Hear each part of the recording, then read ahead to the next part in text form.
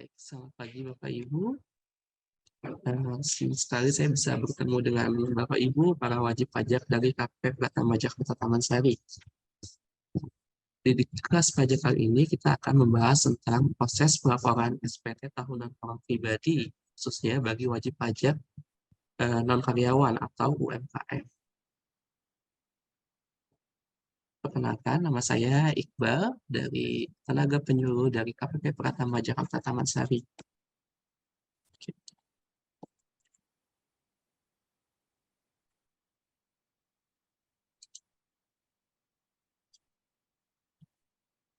Oke.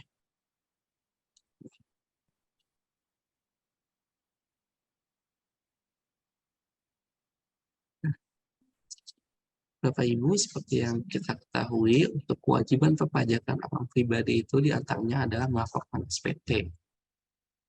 Melaporkan SPT itu merupakan fase akhir dari rangkaian kewajiban perpajakan yang harus Bapak Ibu lakukan, yaitu diantaranya menghitung pajak yang Bapak Ibu bayarkan, lalu membayar pajak atas perhitungan SPT yang Bapak Ibu tuliskan dan melaporkannya kepada kami melalui online. Nah, untuk metode pelaporan SPT tahunan itu ada dua Bapak Ibu. Pertama adalah melalui metode e-filing, di mana dalam metode e-filing ini penyampaian SPT tahunannya dilakukan secara elektronik dan dilakukan secara online dan real time. Untuk metode e-filing ini Bapak Ibu bisa melakukan pelaporan SPT tahunannya menggunakan smartphone Bapak Ibu atau menggunakan laptop atau PC yang Bapak Ibu miliki.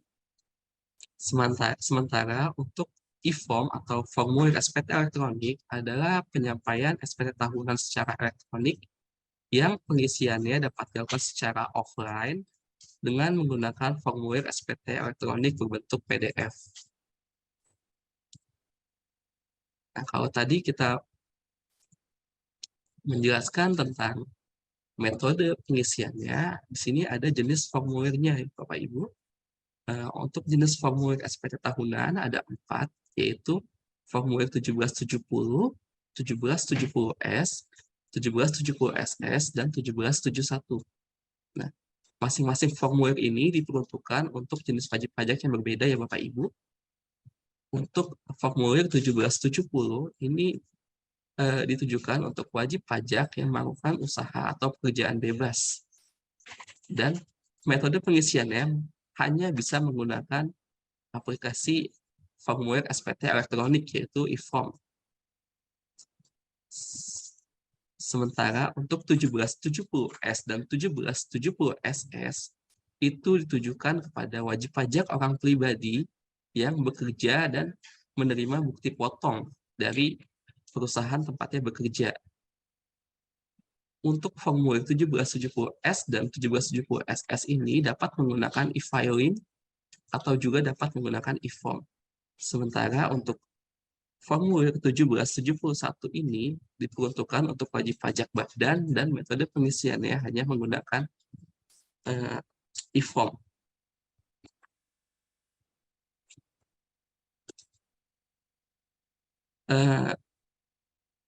Kalau tadi kita menjelaskan metode pengisian dan jenis formulirnya, ini ada sekarang kita menjelaskan tentang cara menghitung pajak yang harus Bapak Ibu bayarkan. Nah, Bapak Ibu di sini untuk penghasilan UMKM di bawah 500 juta, ini tidak kena pajak ya Bapak Ibu. Ini baru diimplementasikan pada tahun ini, tahun 2021 melalui Undang-Undang Harmonisasi Peraturan Perpajakan. Nah, untuk tarif pajaknya sendiri, bisa Bapak Ibu lihat di layar monitor, untuk peredaran usaha dari 0 sampai 500 juta itu tidak dikenakan pajak, dan untuk peredaran usaha 500 juta sampai 4,8 miliar itu dikenakan pajak sebesar 0,5% dari peredaran usaha sesuai dengan PP nomor 23 tahun 2018. Sementara untuk peredaran usaha di atas 4,8 miliar itu menggunakan tarif pajak pasal 17 atau tarif pajak berlapis. Nah, penggunaan tarif pajak UMKM ini dapat Bapak Ibu gunakan sampai dengan jangka waktu 7 tahun setelah Bapak Ibu mendaftarkan NPWP-nya. Atau jika Bapak Ibu memperoleh NPWP di bawah tahun 2018, itu bisa dimulai dari tahun 2018.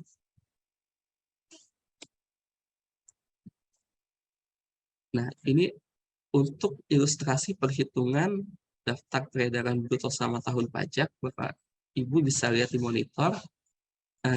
Di sini kita lihat dari Januari sampai dengan Desember, kita anggap peredaran usahanya itu sama 100 juta. Jadi dalam setahun itu mendapat 1,2 miliar. Nah, Bapak Ibu, dari bulan Januari sampai Mei, Bapak Ibu tidak perlu membayar pajak setelah adanya Undang-Undang HPP ini. Karena peredaran usaha Bapak Ibu jika diakumulasikan menjadi 500 juta.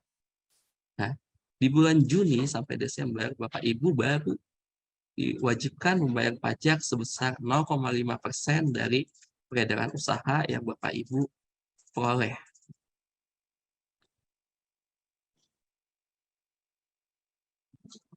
Penghitungan ini pun akan terus berulang selama Bapak Ibu masih berhak menggunakan tarif pajak UMKM. Kalau tadi kita lihat bagaimana cara menghitungnya, sekarang kami akan menjelaskan tentang bagaimana cara membayar pajaknya. Untuk wajib pajak UMKM, Bapak Ibu dapat menghitung sendiri berapa besaran pajaknya, lalu memasukkannya ke dalam billing pajak dengan kode pajak 41128 420 atau 423. Nah, pembuatan billing ini dapat dilakukan di situs DJP online, bisa di kantor pos, Bapak Ibu bisa menelpon ke 1500-200 untuk bisa diminta tolong untuk dibuatkan kode billingnya, atau jika Bapak Ibu memiliki smartphone, Bapak Ibu dapat mengunduh aplikasi M-Pajak pada Google Apps dan membuat kode billing di aplikasi tersebut. Nah, setelah Bapak Ibu membuat kode billing, nanti akan kode billing tersebut silakan Bapak Ibu bayarkan melalui ATM atau M-Banking atau teller kantor pos dan internet banking. Nah, untuk jangka waktu penyetorannya itu adalah tanggal 15 bulan berikutnya dan tanggal 10 bulan berikutnya untuk pajak yang dipotong oleh lawan transaksi Bapak Ibu. Nah, jadi misalnya untuk masa pajak bulan Maret, itu jangka waktu pembayarannya adalah tanggal 15 April jika Bapak Ibu menyetorkannya sendiri.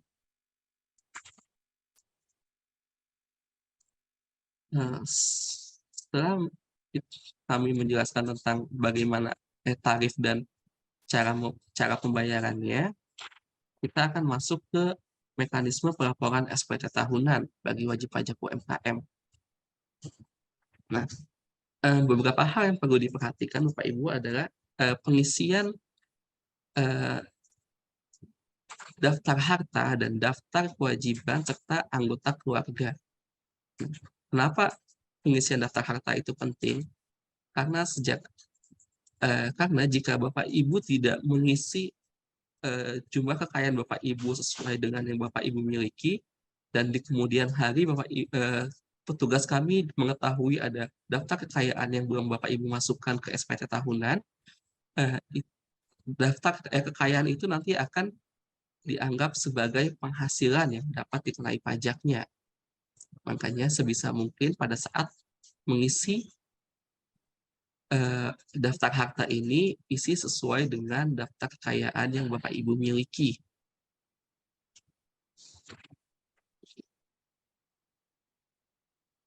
Nah, untuk pelaporannya ini ada 6 fase ya Bapak Ibu. Yang pertama adalah pendaftaran akun, kedua adalah login, ketiga adalah mengunduh formulir elektronik dan mengisinya serta mengirimkan formulir tersebut hingga nantinya Bapak Ibu sudah menerima bukti penerimaan elektronik sebagai tanda pelaporan SPT. Untuk pendaftaran akun DJP online, Bapak Ibu harus memiliki EVIN.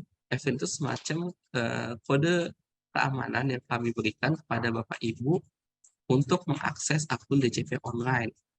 Nah, permohonan EVIN ini dapat Bapak Ibu ajukan ke KPP melalui TPT kami. Untuk formulirnya Bapak Ibu bisa mengunduhnya di desti.page kpp03/kpp032 di menu persyaratan permohonan.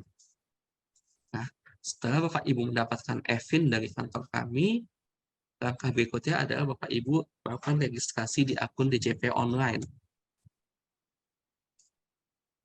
Nah, jika Bapak Ibu sudah melakukan registrasi di akun DJP online, langkah berikutnya adalah masuk ke aplikasinya, yaitu Bapak Ibu bisa masuk ke www.pajak.go.id, lalu kemudian pilih menu login. Setelah itu Bapak Ibu mengisi NPWP serta password yang Bapak Ibu buat pada saat melakukan registrasi akun DJP online, dan yang terakhir adalah memasukkan kode keamanan yang berada di halaman tersebut.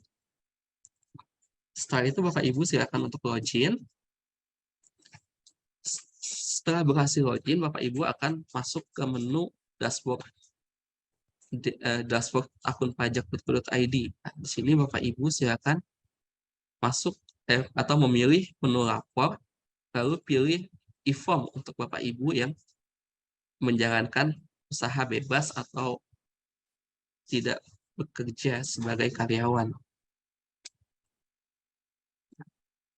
Setelah Bapak Ibu mengklik e-form, nanti akan ada pertanyaan untuk memastikan apakah Bapak Ibu ini memang benar-benar usahawan atau pengusaha, atau ternyata pegawai dari sebuah perusahaan.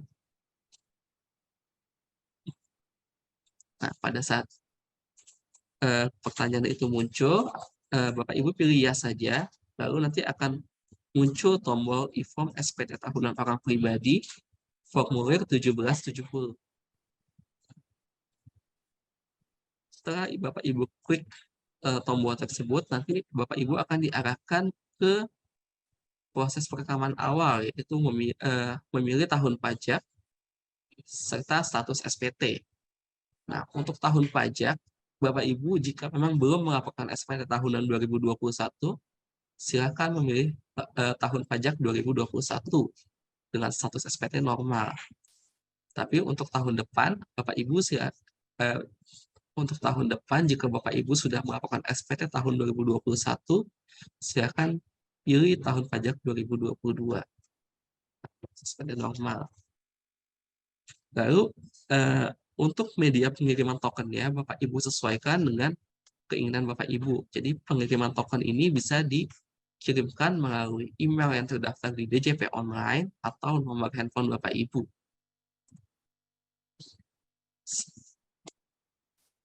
Nah, setelah Bapak Ibu mengklik kirim permintaan, maka nanti akan ada notifikasi bahwa formulir itu sudah diunduh dan kirim token telah berhasil. Nah, untuk token ini Bapak Ibu cek kembali di smartphone atau di email Bapak Ibu apakah sudah masuk ke email, lalu disimpan saja terlebih dahulu. Nah, ini adalah contoh kode verifikasi yang dikirimkan melalui email.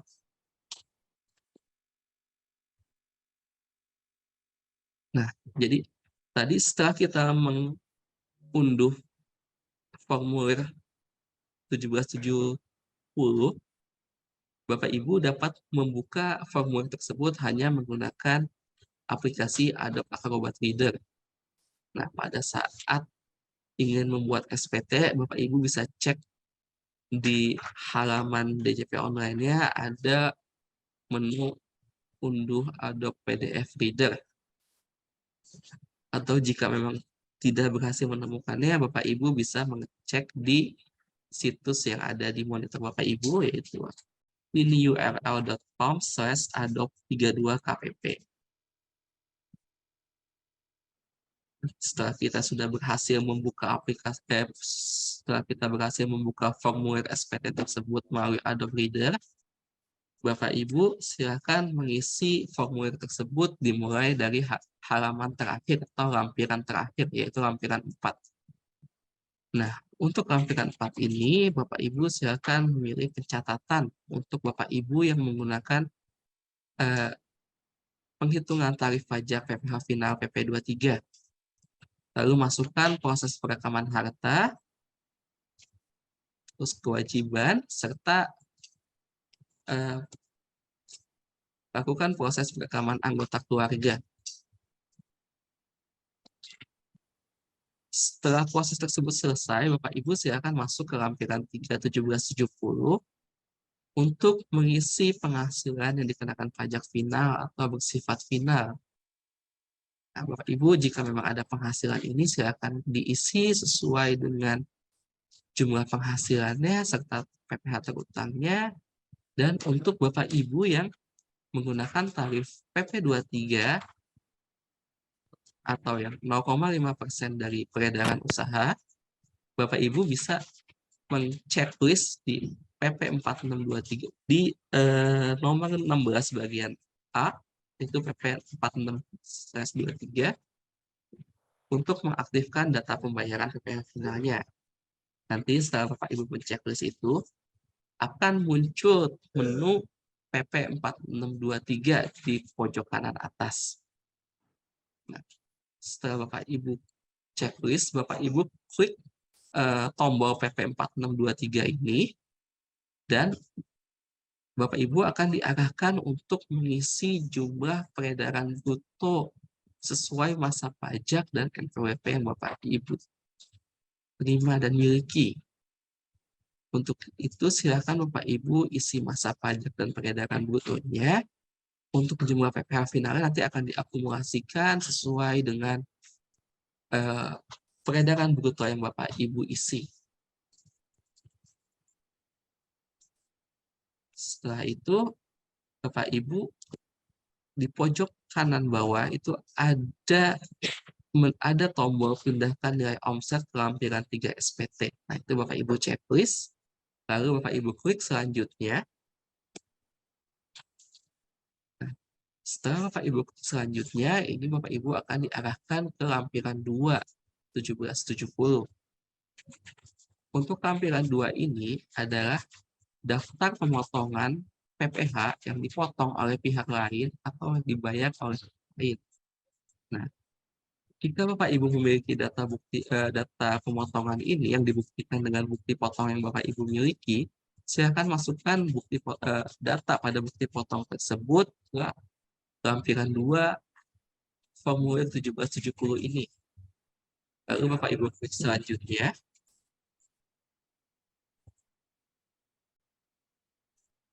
Dan Bapak Ibu akan diarahkan ke lampiran pertama 1770. Nah, ini Bapak Ibu bisa lihat untuk judul lampirannya adalah penghitungan penghasilan neto dalam negeri dari usaha dan atau pekerjaan bebas bagi wajib pajak yang menyelenggarakan pembukuan. Jadi untuk formulir ini hanya untuk wajib pajak yang menyelenggarakan pembukuan. Jika Bapak Ibu menggunakan pencatatan, Bapak Ibu tidak perlu mengisi formulir ini. Lalu setelah diklik selanjutnya, Bapak Ibu akan diarahkan ke lampiran 1, yaitu penghitungan penghasilan neto dalam negeri dari usaha yang menyelenggarakan pencatatan. Nah, ini Bapak Ibu silakan isi. Nah, setelah diisi, Bapak Ibu akan diarahkan ke formulir 1770. Yaitu ini adalah formulir induknya Bapak Ibu. Nah, jika Bapak Ibu lihat di monitor, dalam formulir 1770 ini ada kolom isian yang berwarna kuning dan putih. Nah, untuk kolom isian berwarna kuning ini akan diisi secara otomatis sesuai dengan isian yang Bapak Ibu isikan pada lampiran-lampiran formulir sebelumnya. Untuk yang putih ini Bapak Ibu bisa isi jika memang ada, atau tidak perlu diisi jika memang tidak ada. Nah, setelah itu Bapak Ibu bisa mengisi penghasilan tidak kena pajaknya sesuai dengan kondisi Bapak Ibu. Misalnya Bapak Ibu belum menikah, silakan dicentang yang kolom TK, atau jika Bapak Ibu sudah menikah dan memiliki 2 anak, silakan Bapak Ibu klik yang K lalu pilih jumlah anaknya yaitu 2.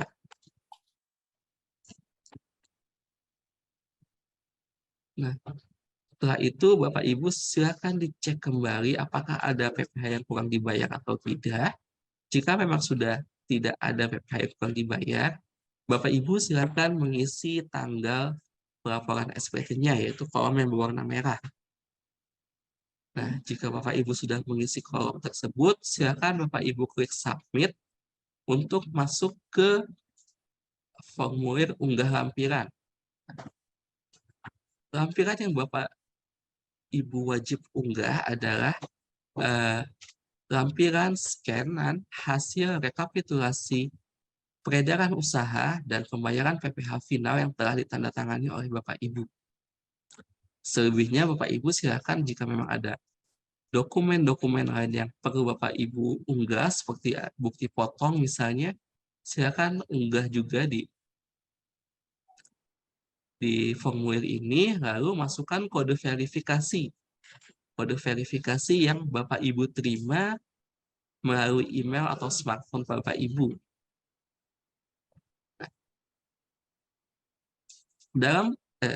Pada saat proses ini, Bapak Ibu harus memastikan bahwa Bapak Ibu memiliki jaringan koneksi internet, karena pada proses ini kita akan mengirimkan formulir SPT yang Bapak Ibu isikan ke database sistem kita. Jika memang sudah dipastikan memiliki koneksi internet dan sudah online, Bapak Ibu silakan masukkan kode verifikasinya dan klik submit. Nah, nanti setelah Bapak Ibu klik submit, akan ada notifikasi bahwa submit SPT telah berhasil. Nah, jika sudah ada notifikasi seperti ini, Bapak Ibu silakan lihat kembali email Bapak Ibu, apakah bukti penerimaan elektroniknya sudah Bapak Ibu terima. Nah, jika bukti penerimaan elektronik sudah Bapak Ibu terima, itu berarti Bapak Ibu telah melaporkan SPT tahunannya. Namun jika belum, coba dipastikan kembali apakah ada prosedur yang terlewat atau salah, atau mengisi kembali formulir SPT tahunannya. Nah, ini untuk batas waktu pelaporan SPT tahunan wajib pajak itu adalah 3 bulan ya Bapak Ibu, 3 bulan setelah tahun pajak berakhir. Jadi jika Bapak Ibu ingin melaporkan SPT tahunan tahun 2022, Bapak Ibu dapat mengisinya pada tanggal 1 Januari sampai dengan 31 Maret 2023.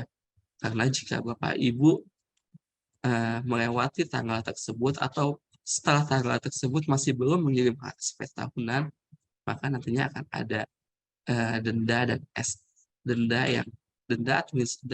dan sanksi administrasi yang akan dikirimkan oleh petugas kami. Nah, Bapak Ibu, di sini kami menyarankan untuk melaporkan SPT tahunannya di awal periode, yaitu di bulan Januari atau Februari. Kenapa? Karena jika Bapak Ibu melaporkan SPT lebih awal, itu dapat meminimalisir risiko lupa lapor Bapak Ibu. Jadi Bapak Ibu kalau bisa lapornya itu pada saat bulan-bulan awal. Selain itu, jika Bapak Ibu melaporkannya nanti mepet pada saat periode pelaporan berakhir, itu biasanya nanti situs kami akan jadi lebih lambat ya Bapak Ibu, karena terlalu banyak yang mengakses di periode tersebut.